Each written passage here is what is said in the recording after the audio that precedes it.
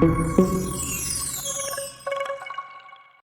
बोल रहा है, जब किसी आवेशित कण को चुंबकीय क्षेत्र में क्या कर रहा है, निश्चित कोण के साथ एंटर करवा रहा है। जैसे एंटर करवाएगा तो उसमें कुछ वेलोसिटी होगा, वेलोसिटी होगा। तो वेलोसिटी मान लीजिए कि यह वेलोसिटी है, यह चुंबकीय क्षेत्र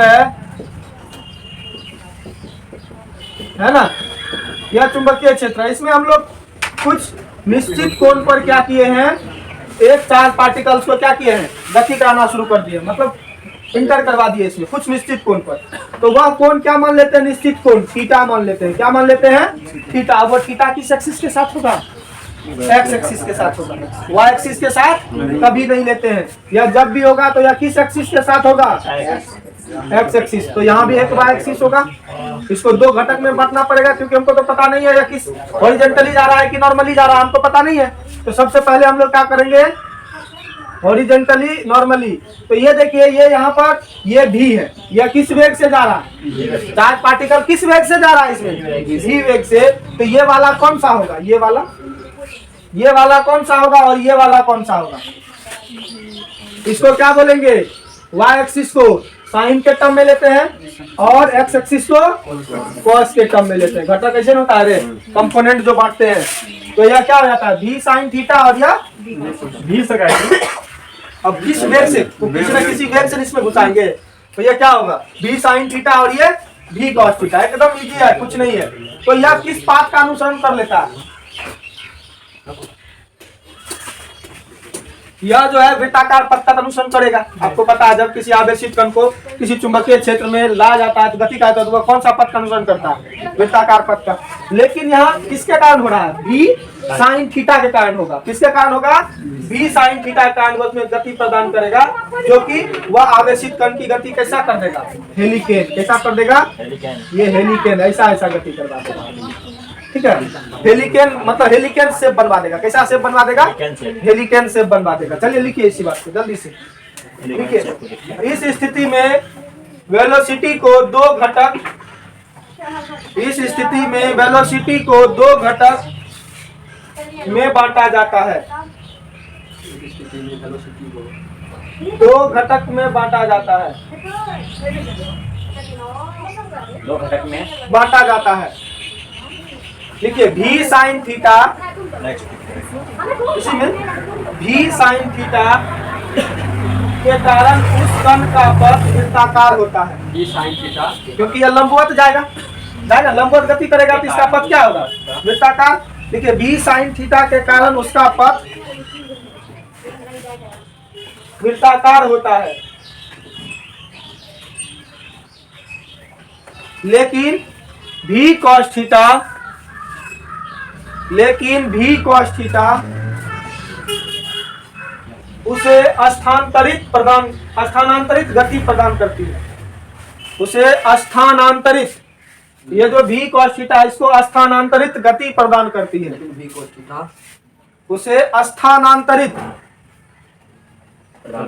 गति प्रदान करती है, मतलब गोल गोल भी घूमेगा और क्या करेगा, अपना जगह को क्या करेगा, वो बदलेगा, स्थान करेगा, स्थान को क्या करेगा, बदलेगा। तब जाके वह क्या बनाएगा जानते हैं। इसलिए आवेशित कण की गति पथ, इसलिए आवेशित कण का गति पथ हेलिकन होता है, स्थानांतरित प्रदान करता है। हाँ, इसलिए आवेशित कण का गति पथ हेलिकल होता है। हेलिकल होता है, HELI, हेलिकल, हेलिकल होता है उसका पाथ। बात समझ में आया, क्या आया बात समझ में। देखिए जब कोई ये जो है मैग्नेटिक फील्ड में किसी कोण के साथ इसमें क्या कराएंगे, इंटर करवाएंगे, तो यह इसको हमको सबसे पहले कोई घटक तो मालूम ना है किस हॉरिजॉन्टली जा रहा है कि नॉर्मली जा रहा है, कोई हमको मालूम नहीं है। इसके लिए क्या करना पड़ेगा, इसको दो घटक में बांट लेना पड़ेगा। तो वाई एक्सिस को क्या लेते हैं, साइन, और जेड एक्स एक्सिस को कॉस।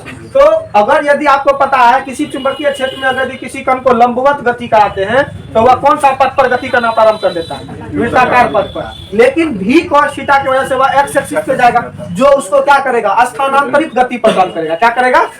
इसके कारण यह गोल गोल घूमेगा। इसके कारण भी sin थीटा की वजह से यह क्या करेगा? गोल गोल घूमेगा, और इसके कारण से यह क्या करेगा? स्थानांतरित गति प्रदान करेगा उसको। मतलब स्टेप को वह क्या करेगा? चेंज करेगा। तो इसी को ऐसा जो पाथ होता है, इसी को क्या बोलते हैं? हेलिकेन पाथ बोलते हैं। ठीक है, चलिए इसका डेरिवेशन हम लोग देखते हैं। डेरिवेशन इजी है। यहाँ पर f बराबर क्या होगा बताइए तो? f बराबर क्या होगा? f बराबर क्या होगा? QVB साइन थीटा होता है, यही होता है। QVB साइन थीटा होता है। यहाँ देखिए QV के मतलब यहाँ क्या लेंगे? V साइन थीटा लेंगे। V साइन थीटा लेंगे और इनटू क्या हो जाएगा? B। अब यहाँ थीटा बराबर क्या ले लेना है? 90 डिग्री। तो यहाँ पर Q बराबर क्या होगा बताइए तो?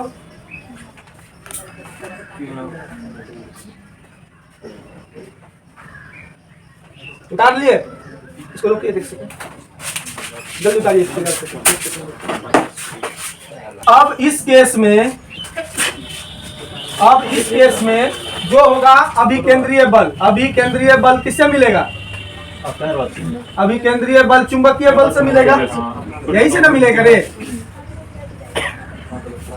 चुंबकीय बल से प्राप्त होगा। जब चुंबकीय बल से प्राप्त होगा तो अभिकेंद्रीय चुंबकीय बल क्या है? Q V sine theta into B बराबर क्या होगा? M। V के बदले क्या लिखेंगे? V के बदले क्या लिखेंगे? V साइन थीटा का होल स्क्वायर बट्टा R। यही होता है MV स्क्वायर अपन R होता है अभिकेंद्रीय बल। तो यहाँ पर क्या होगा? QV sine theta into B बराबर ये क्या हो जाएगा? MV square sine square theta बट्टा R होगा। अब यहाँ देखिए एक साइन थीटा कैंसिल हो गया, और यहाँ एक भी कैंसिल। तो यहाँ पर क्या बचा? QV बराबर क्या बचा? MV sine theta upon R। तो यहाँ से R बराबर क्या निकलेगा बबुआ? MV sine theta upon QV। ये बनेगा। ये क्या निकला? MV साइन थीटा बट्टा क्या निकला? R बराबर इसको इक्वेशन 1। यहीं से अगर यदि हम लोग V निकाल लें, V बराबर वेलोसिटी क्या होगा इसका बताइए तो? V बराबर क्या होगा? QBR upon M sine theta होगा ना? ये इसको इक्वेशन 2। अब आवर्त काल क्या होगा इसका बताइए तो? टाइम बराबर क्या होता है? Distance upon speed. तो डिस्टेंस अपॉन स्पीड क्या होगा? डिस्टेंस इसका क्या होगा? वही 2πr, और उसकी स्पीड क्या है? V साइन थीटा लेंगे। V नहीं लेंगे। तो यहाँ पर क्या होगा? T बराबर डिस्टेंस क्या होगा? 2πr, और स्पीड क्या हो गया? V sine theta. तो यहाँ पर R का वैल्यू रख दीजिए। R का वैल्यू रखिएगा ना। तो यहाँ पर क्या होगा? T बराबर 2π, R का वैल्यू क्या है? MV sine theta by QB बट्टा में क्या हो जाएगा? V sine theta. तो V साइन थीटा कैंसिल हो गया। तो यहाँ क्या बचा? T बराबर 2πm अपॉन QB। इसको इक्वेशन 3। अगेन फिर क्या होगा? इसका बताइए। फिर आप क्या निकालेंगे? फ्रीक्वेंसी, आवृत्ति किसका उल्टा होता है? पीरियड का। तो F बराबर क्या हो जाएगा?